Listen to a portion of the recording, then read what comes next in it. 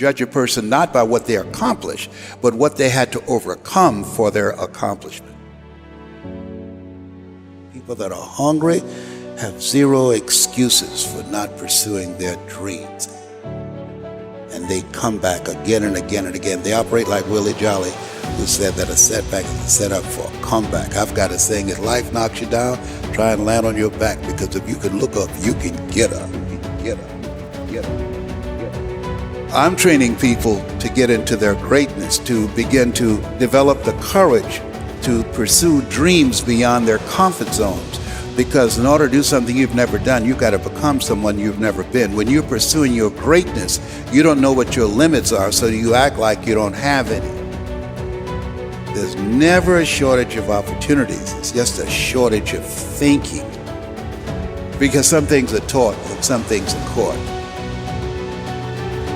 When I was in the 5th grade, they put me back from the 5th grade into the 4th grade. I failed again in the 8th grade. I have no college training. So being identified and labeled as DT, the dumb twin, it gave me a lot of things to overcome. And so there was no one to dispute what was said about me, and I bought it. Even if you are told a lie, faith comes by hearing and hearing and hearing. You hear it often enough, it becomes your reality. Perception, not challenge, becomes real for you. Someone's opinion of you does not have to become your reality. So if you can track failure, you can also track success. You have greatness in you. I don't know you, but here's what I know based upon my own experience. You have greatness in you, that you have the ability to do more than you could ever begin to imagine. You have greatness in you. There's a presence in each and every one of us that waits and listens to the voice of the genuine in yourself. It will be perhaps the only God you will ever have or hear.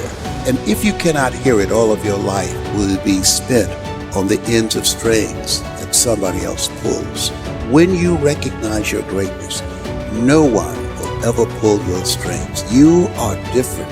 You were created on purpose with a purpose to manifest that purpose through you. But you will never exercise authority and dominion over your life until you exercise authority and dominion over what you are not. Most people go through life living the lie that has been told about them. Something in you that's greater than your circumstances. There's something in you that's greater than the adversities that you're facing. In life, you're either in a problem, just left one, or headed toward one. You have greatness in you.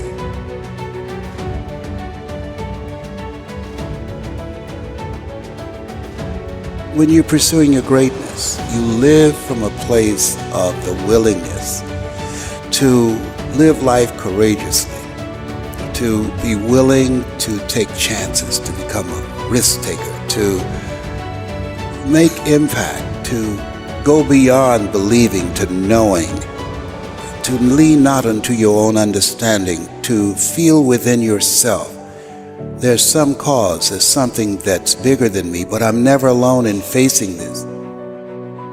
There's a presence that will never leave me nor forsake me. And that when you step into that place, more of thee, less of me, that there's a place where we can go within ourselves. There are things that we can accomplish, things that we can do, that eye has not seen, ear has not heard, nor is in the heart of mankind what God has in store for us. When we surrender life to me, when you're pursuing your greatness, you find something that you love, that you surrender to that something gives you life, and that you turn yourself over to that and allow yourself to be used by life. And to me, is what greatness is. When I was diagnosed with prostate cancer and I was pondering about my life, am I going to beat this? And I was reading his words for comfort, and he said, the ideal situation for a man or woman to die is to have family members praying with them as they cross over. But imagine being on your deathbed and standing around your bed, the ghost of the dreams, the ideas, the abilities given to you by life, but you, for whatever reason, you never pursued those dreams. You never acted on those ideas. You never used those gifts, and there they are looking at you with large angry eyes saying, we came to you, and only you could have given us life, and now we must die with you forever. And the question is, if you died today, what dreams, what ideas, what gifts will die with you? As I face inevitable death, what in the meaning and purpose of my life that will not be undone or destroyed when I'm gone? My goal now, we learn, we earn, we pass it on. We should be ashamed to die until we've made some major contribution to humankind. I think it's important that people find something that gives their life a sense of meaning and value that drives them, that becomes their magnificent obsession. Because we live in a world where we're told more about our limitations rather than our potential, we go to our graves never knowing who we really are.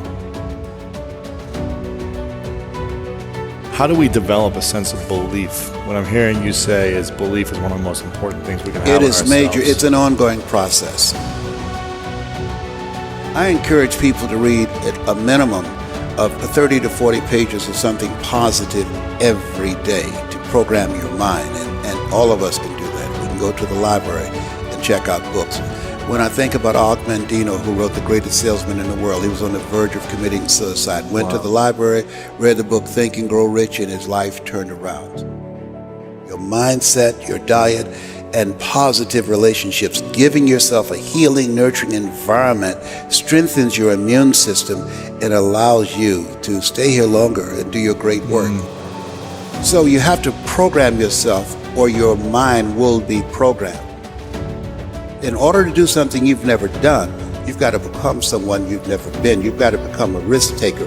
This God said, if you're not willing to risk, you can't grow. And if you can't grow, you can't become your best. And if you can't become your best, you can't be happy. And if you can't be happy, then what else is there? When you find something that you love, you will study it. Something that you love that becomes not just confident, but you will become competent on that. I pour myself into it. I lose myself into it because it's not about me, it's about the audience. Ask for help, not because you're weak, but because you want to remain strong, and don't stop until you get it. I tell people, you're going to face tough times, but I affirm no matter how bad it is or how bad it gets, I'm going to make it. You don't get in life what you want, you get in life what you are. Develop your communication skills, because once you open your mouth, you tell the world who you are. He said, live a life of contribution. Decide that you are going to live your life in such a way, as Horace said, you should be ashamed to die until you made some major contribution to humankind. And I want to find other people who have that kind of magnificent obsession, who have that kind of conviction about their lives, who want to make that kind of mark of their lives. Can I, with the time that I have left, amplify and train and multiply voices of hope and create a better world? We'll have enough time to do that. And we all have an expiration date. So live your life from a place of love.